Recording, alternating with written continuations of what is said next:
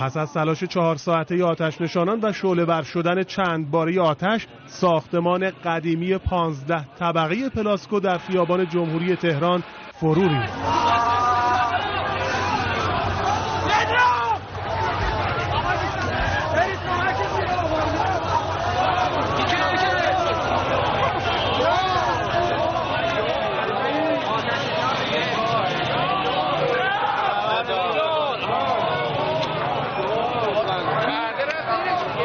دوربین خبرگزاری صدا و سیما هم از همان لحظات اولیه در محل حریق حاضر شد و روند تلاش آتش نشانان در کنترل و مهار چند باره حریق رو به صورت لحظه‌ای به تصویر کشید.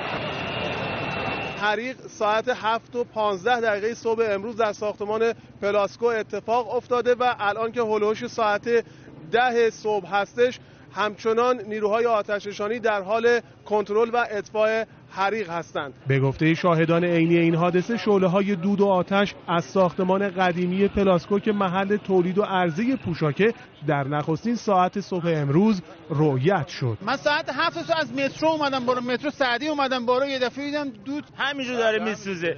اینور آتش میگیره، اینور خاموش میشه، دوباره اینور. آتش‌نشانی خوب اقدام کرد به نظر من، اومدن خوب اومدن. ولی به هر حال دیگه نشد دیگه، داره هم تو آتش داره میگیره. از ساعت 7 اینجا بودیم ما.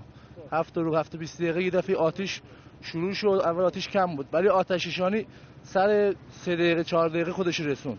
بعد چی شد؟ بعد شروع کردن، ما خیابون رو بستیم، شروع کردن که خاموش کردن آتش. روزم که آتش ادامه داره.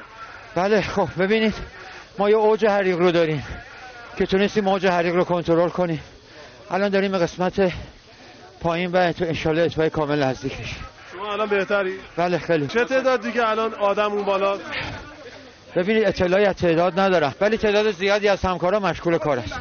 خیلی از این کارگاه‌ها شیفت شب دارن، یعنی باید اینو در نتیجه مالکان رو احضار بکنیم، صدا بکنیم شما کدوم تو شیفت شب کار داشتید و چند تا کارگر. عرض می‌کنم چه تعداد آوردین پایین؟ عرض می‌کنم دهان بیش از 50 نفر رو تو دقایق اولیه ما تونستیم خارج بکنیم، اما چون از چند طرف عملیات داره آغاز میشه عدد دقیقی نمیشه فعلا گفت، چون هر فرمانده از یک بخشی اقدام به نجات افراد کرده. در حالی که از عمر ساختمان قدیمی پلاسکو 54 سال می‌گذرد، بر اساس گفته مسئولان آتش‌نشانی بارها درباره ایمن نبودن این ساختمان هشدار و تذکرهای لازم داده شده بود. چند بار ما آتش رو خاموش کردیم اما به خاطر وضعیت بسیار ناایمنی که داره و مواد قابل اشتعال، شما اگه به بالا برید طبقات بالایی که کارگاه هست تا زیر سقف‌ها جنساشو می‌چیدن، چرخ‌ها هستش، کارتون‌ها هستش، نخ، انبارهایی که وجود داره، همه اینا ریسک خطر رو بالا میبره. سیمکشی این مرکز خیلی ناایمن و قدیمیه.